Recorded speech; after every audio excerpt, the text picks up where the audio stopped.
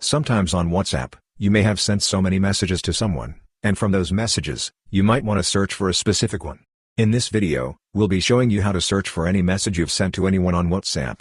For this, open the WhatsApp application. After that, select the contact from which you want to search for that message. For example, I'm selecting this contact. After that, above you can see 3 dots. Click on these 3 dots, and here you can see the search option.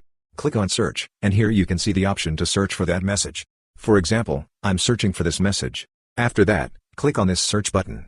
When you click on it, you can see that message. And one thing is that sometimes that same message will be repeated, and sometimes there'll be so many messages with that same word. So here you can see that same message.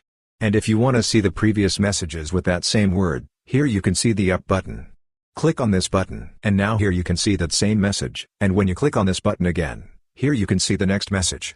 So this way, you can easily check every message.